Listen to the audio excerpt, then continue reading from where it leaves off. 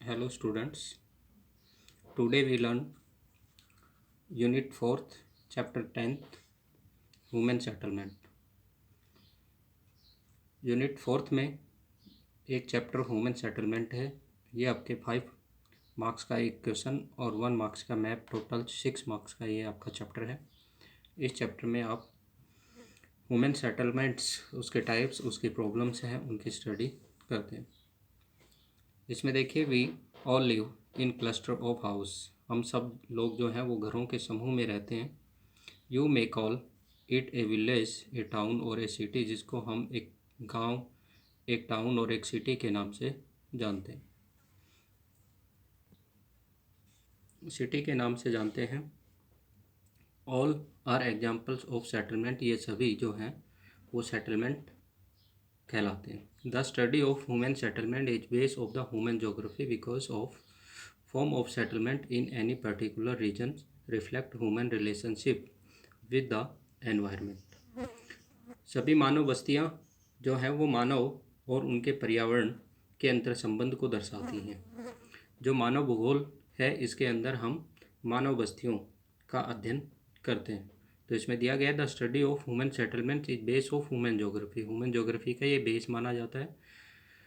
Because of the settlement in a particular region reflect human develop relationship with the environment, क्योंकि ये बस्तियां जो होती हैं वहाँ के एनवायरनमेंट से उसके संबंध को दर्शाती हैं। जैसे कि प्लेन एरिया पर डिफरेंट टाइप्स के सेटलमेंट होती है, डेजर्ट एरिया में डिफरेंट होती है, माउंटेन एरिया में डिफरेंट होती है, और जो हमारे मार्शी एरिया होते हैं उनके अंदर डिफरेंट टाइप्स की जो सेटलमेंट्स होती है, उनकी शेप होती है, वो उसमें आप देख सकते हैं। डेजर्ट एरिया के अंदर जो हाउस होते हैं वो फ्लैट होते हैं, क्योंकि रेनी सीजन्स के अंदर उनके रेन वाटर को कंजर्व करके उनको ड्राई सीजन्स के अंदर यूटिलाइज़ किया जाता है। इसी टाइप से रेनी एरिया जो होते हैं वहाँ पर जो हाउस होते हैं उनकी जो छतें होती हैं वो आपकी ढलान वाली होती हैं, जिससे कि बरसात का पानी है वो जल्दी से ढल करके नीचे चला जाए। हार्ट शेप की जो होती है, झोपड़ी नुमा जो है वो होती है। इसी टाइप से जो दलदली क्षेत्र होते हैं उनमें जो घर होते हैं वो हल्के मटेरियल के बने हुए होते हैं। तो इस प्रकार से हर टाइप की जो सेटलमेंट होती है उसका रिलेशन उसके एनवायरनमेंट से होता है। An human settlement is defined as a place inhabited more or less permanently. तो इसमें बताया गया है कि साधारण शब्दों के अंदर स्थायी रूप से बसे हुए क्षेत्र को मानव बस्ती के नाम से जानते हैं। Human settlement is defined as a place inhabited more or less permanently, जो स्थायी रूप से बसा हुआ क्षेत्र होता है। ठीक है, सिंपल वे के अंदर हम इसकी डेफिनेशन दे सकते हैं। Cluster of house where people live, घरों का समूह जहाँ मनुष्य निवास करते हैं। Cluster of house where people live is known as human settlement. तो ये आपको इसमें ध्यान रखना है। इसके बाद आते हैं आपके classification of settlement, rural urban dichotomy. Classification of settlement rural urban dichotomy. Dichotomy का मीन्स होता है उनका विभाजित करना, उनको विभागों के अंदर बांटना। तो रूरल और अर्बन दो भागों के अंदर हमारे रूरल सेटलमेंट को क्लासिफाइड किया गया, उसका वर्गीकरण किया गया है। रूरल सेटलमेंट्स क्या होती हैं, अर्बन सेटलमेंट्स क्या होती हैं, इनकी अलग अलग करैक्टरिस्टिक्स होती हैं। रूरल सेटलमेंट्स की जो पीपल्स होते हैं प्राइमरी एक्टिविटी में एंगेज होते हैं। इनमें जो लोग होते हैं वो अनएजुकेटेड होते हैं, पॉपुलेशंस का डिस्ट्रीब्यूशन और डेंसिटी इसमें लेस रहता है, पब्लिक फैसिलिटी इसमें पुअर पाई जाती हैं। रूरल सेटलमेंट्स जो होती है अर्बन सेटलमेंट्स को रॉ मटेरियल्स, फूड्स की सप्लाई करते हैं। अर्बन सेटलमेंट्स जो होती हैं वो वेल डेवलप्ड सेटलमेंट्स होती हैं। इनमें पब्लिक फैसिलिटी बेटर होती हैं, लिटरेसी रेट इनमें हाई होता है, इकोनॉमिक डेवलपमेंट का लेवल हाई होता है। यहाँ के जो लोग होते हैं सेकेंडरी और टर्सरी एक्टिविटी से अपनी लाइवलीहुड जो है वो अर्न करते हैं। और अर्बन सेटलमेंट्स जो हैं वो रूरल सेटलमेंट को मैन्युफैक्चरिंग गुड्स सप्लाई करती हैं। तो ये इनमें डिफरेंस है, ये ध्यान में रखना है। 5 मार्क्स में ये पूछ सकते हैं रूरल सेटलमेंट्स और अर्बन सेटलमेंट में क्या डिफरेंस होता है। या कि हम पढ़ते हैं, it is widely expected that settlement can be differentiated in terms of the rural and urban, but there is no consensus on what exactly define a village or a town. Although population size is an important criterion, it is not a universal criterion since many villages in densely populated country of India and China have populations exceeding that of some towns of Western Europe and United States. इसमें दिया गया है कि जनसंख्या का मापदंड ग्रामीण और नगरीय क्षेत्रों को अलग नहीं कर सकता। बहुत सी जगह ऐसा होता है जहाँ गांव में जितनी जनसंख्या होती है उतनी जनसंख्या यूरोप और यूनाइटेड स्टेट के शहरों में भी नहीं होती है। अर्थात हम ये कह सकते हैं कि पॉपुलेशंस के अकॉर्डिंग हम रूरल और अर्बन के अंदर सेटलमेंट को डिवाइड नहीं कर सकते। जैसे इसमें दिया गया है, since many village of densely populated country of India and China, India और चाइना के जो विलेज हैं जो डेंसली पॉपुलेटेड हैं, have populated exceeding that of the some town western Europe and United State, उतनी जनसंख्या जो है वो वेस्टर्न यूरोप और यूनाइटेड स्टेट के कुछ शहरों में पाई जाती है। आगे ध्यान दीजिए, at one time people living in village pursued agriculture and other primary activity. एक समय था जब ग्रामीण लोग जो हैं वो गाँव में निवास करते थे और कृषि और प्राथमिक क्रियाकलाप उनके मुख्य व्यवसाय होते थे, इनमें वो लगे रहते थे।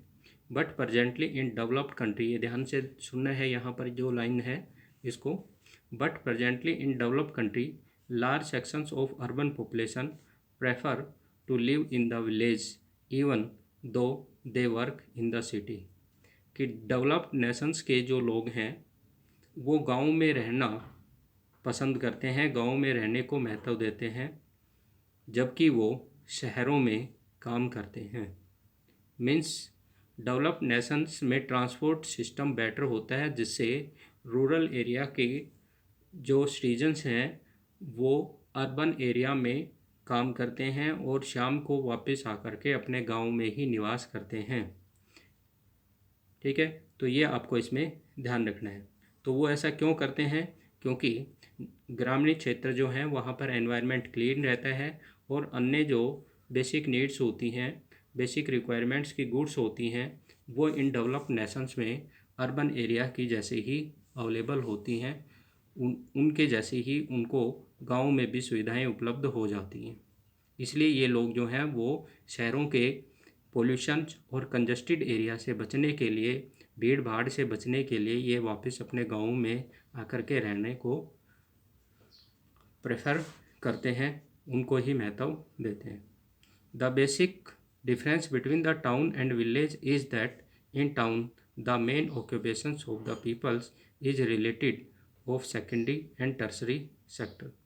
इस प्रकार से हम ग्रामीण और शहरों में जो अंतर होता है उसको उनके निवासियों के द्वारा जो किए गए व्यवसाय होते हैं उनसे संबंधित करके करते हैं। नगरों और शहरों के निवासियों का मुख्य व्यवसाय द्वितीय और तृतीय गतिविधियों से संबंधित होता है। Main occupations of the people is related to secondary and tertiary sector, while in the village most of the people are engaged in primary occupations, जबकि वो किस में रहते हैं? प्राइमरी ऑक्यूपेशंस के अंदर एंगेज रहते हैं, such as agriculture, fishing, lumbering, mining, animal husbandry et cetera. ये रूरल एरिया के जो मेन ऑक्यूपेशंस हैं वो आते हैं, ये आपको ध्यान रखना। इसके बाद एक पॉइंट आता है आपका सब अर्बनाइजेशंस, उपनगरीकरण। सब अर्बनाइजेशंस मीन्स होता है कि एक मेन सिटी या टाउन्स होता है, मेट्रोपॉलिटन सिटी होता है और उसके नियर बाई एरिया में न्यू सिटी जो है वो डेवलप हो जाती है।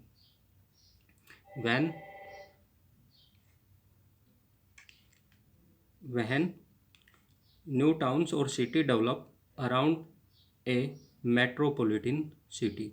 वहन, दोबारा से सुने, वहन new city and town develop around a metropolitan city. ये मेट्रोपॉलिटन सिटी होती है और इसके बाहर जो है वो नए टाउन्स और सिटी जो हैं वो डेवलप हो जाते हैं, तो उसको सब अर्बनाइजेशंस कहते हैं।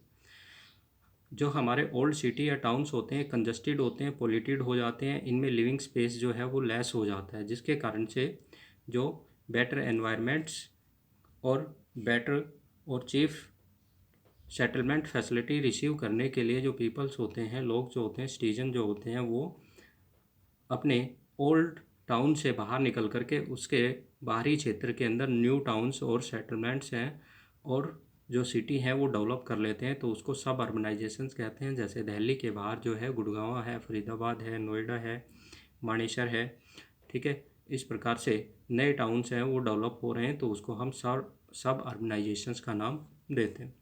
तो इसमें देखिए, it is a new trend of people moving away from congested urban area to cleaner area outside the city in search of better quality of living.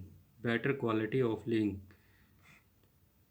Important suburbs develop around a major city and every day thousands of people commute. Commute means जो surrounding area से जो old office वगैरह हैं, old towns वगैरह, city वगैरह हैं, उनके अंदर आना। From their homes in the suburb to their work place in the city. जो उनके वर्क क्षेत्र हैं, कार्यस्थल हैं, वहाँ पर हज़ारों की संख्या में लोग प्रतिदिन जो है वो उपनगरों से और मुख्य नगर के अंदर काम करने के लिए आते हैं। जबकि ये लोग जो हैं वो अच्छी गुणवत्ता का जीवन और साफ और खुले वातावरण में रहने के लिए सब अर्बन एरिया के अंदर अपना लिविंग प्लेस बनाते हैं, अपना न्यू सेटलमेंट सेटअप करते हैं। इसके बाद आता है कि रूरल और अर्बन को उनके फंक्शन बेस पर भी जो है वो कोई भी यूनिवर्सल्स जो है यूनिवर्सल कोई भी विचार नहीं है कि भाई सभी जगह एक जैसे ही वहाँ पर इकोनॉमिक एक्टिविटी हो। कुछ रीजन्स के अंदर जो प्राइमरी एक्टिविटी में इंक्लूड इकोनॉमी होती है, वो ही दूसरे क्षेत्र के अंदर सेकेंडरी एक्टिविटी के अंदर इंक्लूड होती है। जैसे कि पेट्रोल पंप वगैरह जो होते हैं वो यूएसए के अंदर जो हैं वो लोअर ऑर्डर के इकोनॉमिक फंक्शन माने जाते हैं, जबकि इंडिया वगैरह जो होते हैं और अंडर डेवलप नेशंस वगैरह होते हैं, इनमें पेट्रोल पंप को जो है वो अर्बन फंक्शन के रूप में इंक्लूड करते हैं। तो ये आते हैं जैसे कि differentiations between the rural and urban on the base of the functions are major meaningful even though there is no uniformity in the hierarchies of the functions provided by the rural and the urban settlement। इसमें दिया गया कि ग्रामीण और नगरीय जनसंख्या में उनके द्वारा किए गए कार्य के आधार पर उनका डिफ्रेंशिएशंस करना जो है वो इजी नहीं होता है, उसका कोई अधिक अर्थपूर्ण महत्व नहीं होता है, क्योंकि ग्रामीण और नगरीय बस्तियों द्वारा किए गए कार्यों के क्रम में एक रूपता नहीं होती है। उनमें जो हाईआर्की मीन्स होते हैं उनके अनुक्रम के अंदर होना, कि एक में जो रूरल एरिया में जो फंक्शन है वो ही दूसरे के रूरल एरिया में भी हो या अर्बन एरिया में हो, ऐसा उनका कोई भी हाईआर्की नहीं होता, उनका कोई भी अनुक्रम नहीं होता। Provided by rural and the urban settlement. जैसे एग्जांपल दिया गया इसमें, petrol pump are considered as a lower order function in the United State. Petrol pump का जो वर्क करना होता है या पेट्रोल पंप की जो एक्टिविटी होती है, क्रियाकलाप होता है, उसको यूनाइटेड स्टेट में लोअर ऑर्डर का फंक्शन माना जाता है। While it is urban function in India, जबकि इसको हम अर्बन एरिया के फंक्शन मानते हैं। भारत में इसको नगरीय क्षेत्रों का कार्य मानते हैं कि जो पेट्रोल पंप पे काम करते हैं वो लोग जो हैं वो नगरों में रहने वाले होते हैं। Even within a country rating of functions में very according to regional economy. जो फंक्शंस होते हैं, क्रियाकलाप होते हैं, वो भी अलग अलग इकोनॉमी में अलग अलग हो जाते हैं। जो वहाँ की आर्थिक क्रियाकलाप होते हैं, प्रादेशिक अर्थव्यवस्थाएं होती है, उनके कारण के अनुसार ही उनके फंक्शन भी अलग अलग हो जाते हैं। Facility available in the village of developed countries may be considered rare in village of the developing and less developed country। जो सुविधाएं विकसित देशों के ग्रामीण क्षेत्रों में पाई जाती है वैसी सुविधाएं विकासशील और विकसित देशों के गांवों में रेयर होती हैं, बहुत ही दुर्लभ होती हैं, बहुत कम मात्रा में पाई जाती हैं। जैसे कि जो आपके यूरोपियन कंट्री हैं, नॉर्थ अमेरिकन कंट्री हैं, इनके अंदर जो रूरल एरिया में फैसिलिटी होती हैं वैसी फैसिलिटी जो हैं वो इंडिया चाइना जैसे गाँव के अंदर नहीं पाई जाती हैं। तो ये भी इनका डिफरेंस होता है कि फैसिलिटी के बेस पर या फंक्शन के बेस पर हम इनको डिवाइड कर सकते हैं, ऐसा नहीं हो पाता है। इसके बाद आता है आपका कि किसको हम अर्बन का नाम दें, किसको हम रूरल का नाम दें। तो इसके लिए जो है सेंसस डिपार्टमेंट जो है, जनगणना विभाग जो है भारत का, उसने एक जो है कुछ रूरल और अर्बन के लिए करैक्टरिस्टिक्स जो है वो फिक्स किए हैं, उनकी विशेषताएं जो हैं वो फिक्स की हैं। वो क्या है? The census of India 1991 defines urban settlement as, कि किन को हम नगर कहें, अर्बन सेटलमेंट्स जो हैं वो हम किन को कहें। All place which have municipality corporation cantonment board and or notified town area committee. First point है कि वो स्थान इंडिया में जहाँ पर म्यूनसिपल कमेटी, कॉरपोरेशंस बोर्ड हो, कैंटोनमेंट बोर्ड हो, नोटिफाइड टाउन एरिया हो, ये चीज़ें जहाँ पर हो, नगर पालिका हो या फिर जो है वो कॉरपोरेशन हो, नगर निगम हो, कैंटोनमेंट बोर्ड हो या फिर वहाँ पर कोई छावनी बोर्ड हो, और नोटिफाइड टाउन एरिया हो या अधिसूचित नगरीय क्षेत्र हो, ये चीज़ें जहाँ पर होती हैं उसको हम नगर कहते हैं। ठीक है। दूसरी डेफिनेशन जो करैक्टरिस्टिक्स है नगर की वो क्या दी है उसने?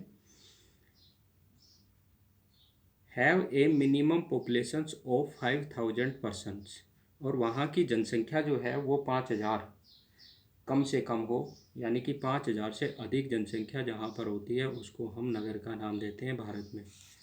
Eight least 75% of the male workers are engaged in non-agriculture pursuit and a density of populations of at least 400 persons per square kilometre are urban. Urban area के अंदर जो पॉपुलेशन, वर्किंग पॉपुलेशन है उसका 75 मेल वर्कर्स जो हैं वो non agriculture activity यानी कि सेकेंडरी, टर्सरी, क्वाटनरी और क्वाइनरी एक्टिविटी से अपनी लाइवलीहुड्स अर्न करते हों। ठीक है। नेक्स्ट आ जाती है वहाँ पर पॉपुलेशंस की जो डेंसिटी है वो 400% पर स्क्वायर किलोमीटर हो। A density of population of at least 400% per square kilometre are urban, जहाँ पर जनसंख्या का घनत्व 400 व्यक्ति प्रति वर्ग किलोमीटर है उसे हम नगर का नाम देते हैं। तो ये मुख्य है municipal committee, corporation, cantonment board, notified town area, पहली करैक्टरिस्टिक्स। दूसरी वहाँ पॉपुलेशन का साइज 5000 से अबव हो। थर्ड करैक्टरिस्टिक्स 75% पॉपुलेशन जो है वो नॉन एग्रीकल्चर वर्क के अंदर जो है वो अपनी लाइवलीहुड्स अर्न करती हो। और फिफ्थ है 400% पर स्क्वायर किलोमीटर वहाँ पॉपुलेशन डेंसिटी हो, तो उसको हम क्या नाम देते हैं? अर्बन सेटलमेंट का नाम देते हैं। नेक्स्ट आता है आपका type and pattern of settlement. Type and pattern जो हमारे टाइप्स हैं पॉपुलेशन के साइज, डेंसिटी वगैरह, इनके अकॉर्डिंग पॉपुलेशंस को हम मेन रूप से सेटलमेंट्स को हम मेन रूप से 2 टाइप्स के अंदर डिवाइड करते हैं। नंबर फर्स्ट आता है कम्पैक्ट और nucleated settlement. Compact and nucleated settlements होती है, इसको हम सहत बस्ती का नाम देते हैं। सहत बस्ती जो होती है इसमें घर जो होते हैं वो एक दूसरे से सटे हुए होते हैं। इनमें मेन जो ऑक्यूपेशंस होता है वो प्राइमरी एक्टिविटी जैसे एग्रीकल्चर्स वगैरह जो है वो होता है। ये एरिया जो है वो फर्टाइल रिवर प्लेन एरिया के अंदर नदी के द्वारा जो उपजाऊ मिट्टी का निर्माण किया जाता है उस क्षेत्र के अंदर ये बसी हुई होती हैं। ठीक है, ये इनकी मेन करैक्टरिस्टिक्स हैं। तो ये हम पढ़ रहे हैं इसमें। Compact and nucleated settlements, these settlement are those in which large number of house are built very close to each other. बड़ी संख्या में घर होते हैं और एक दूसरे से जुड़े हुए होते हैं। फर्स्ट करैक्टरिस्टिक्स है, ये ध्यान में रखना। Such settlement developed along river valley and in fertile plain, ये नदी घाटियों के अंदर या उपजाऊ मैदानों के अंदर ये बसी हुई होती हैं, क्योंकि फर्टाइल प्लेन से यहाँ की जो पॉपुलेशन है, इस पॉपुलेशंस को फूड ग्रेन्स और अदर जो प्रोडक्ट्स हैं वो रिसीव हो जाते हैं।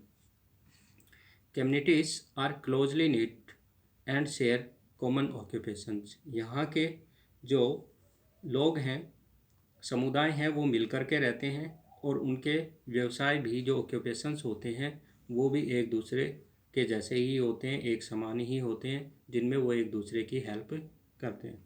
इनके अलावा इसकी मेन जो करैक्टरिस्टिक्स है वो आप डी.आर. खुल्लर में देख सकते हैं। डी.आर. खुल्लर में आप देखिए इसकी मेन करैक्टरिस्टिक्स हैं वो दी हुई हैं। Compact settlement are mainly found in fertile plain and river valley. ठीक है, ये आपको ध्यान में रखना। The main occupation is agriculture, compact settlement का मेन ऑक्यूपेशन क्या होता है?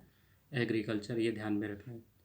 Houses are built in close vicinity to each other and have lesser living space, घर जो हैं वो एक दूसरे से सटे हुए होते हैं और इनमें रहने का स्थान कम रहता है। Size of fields is small, यहाँ पॉपुलेशन की डेंसिटी हाई होती है, इसलिए फील्ड्स जो होते हैं वो फैमिली मेम्बर्स में डिवाइड हो जाते हैं, इसलिए इनका साइज है वो रिड्यूस हो जाता है।